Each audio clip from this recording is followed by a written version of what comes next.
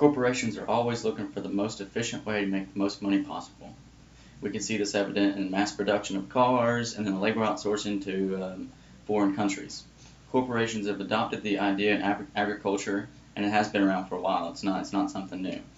Some people see the benefits to this, but some are reluctant to see the downside to commercial farming.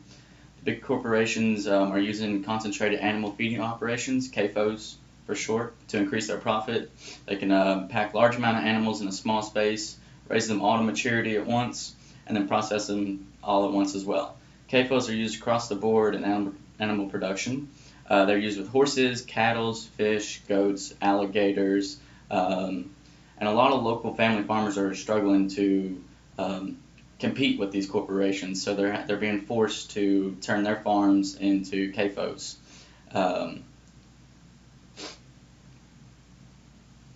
The US EPA states that there are 250,000 animal feeding operations, and of which 15,000 meet the CAFO criteria. And specifically, the town of Farmville, North Carolina, which has 4 CAFOs, one being a poultry CAFO, and the other 3 are swine CAFOs, all in their surrounding, all in 4 corners. And a lot of the citizens work there and see benefits from it. The largest CAFO being the Patton Gill, it houses 75,000 swine, and the other 2, Honey Hill and Eastville Swinery, house 8 to 8,500 pigs apiece. And the last one, Poultry CAFO, houses about 80,000 laying hens. Now, it does seem like the community really loves being surrounded by the abundance of meat and jobs, and I'm sure they see a lot of benefits out of that.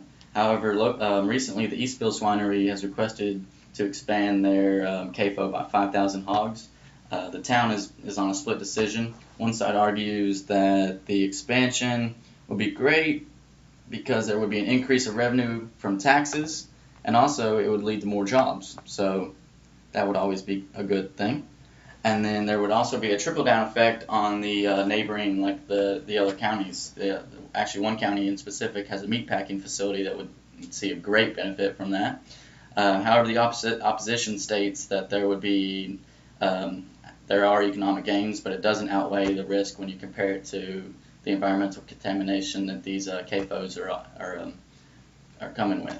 So the Farmville community is holding a town meeting to discuss whether or not they will approve the expansion. During the town hall meeting, Mr. Edward James, he's hosting the meeting. He begins by stating the proposal of the Eastville Swinery. He's interrupted by a slew of citizens who have all felt the side effects of these CAFOs.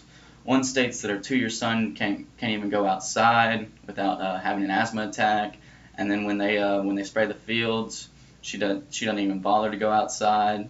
There's one farm that have been using the well for over 70 years, and now they don't even use the well. They drink from bottled waters, or they just boil the water for recreational use. And then Mr. James agrees, and he agrees with all the citizens and states that the town cannot live like this. They remember there being a lot more wildlife in the area before the CAFOs became. And then one town citizen, Lynn Henning to be specific, has become an activist on the problem, and her husband has been documenting the negatives of the CAFOs. So they've been documenting the slow decline in the quantity and quality of the wildlife, and then even the smell in the air, the manure, and then another member has been documenting the CAFOs. Contamination of the water by taking water samples and testing them for E. coli. She found a sample that had 1,000 colonies of E. coli. Her name was Hattie Cole. She has a lot of articles in the newspaper on this, and all the citizens agree with her. They want to team up with her to find a way to send this to the EPA and get these CAFOs closed down. They also agree that they should all be at the town hall meeting to express their feelings on the subject here. And so the town hall meeting hasn't taken part yet, but Hattie Cole leads it, and Mr. James agrees that they should express their view and try and get these CAFOs shut down by the EPA because they're just causing too many problems. So we'll see how the vote goes whenever the town hall meeting is. Thank you very much.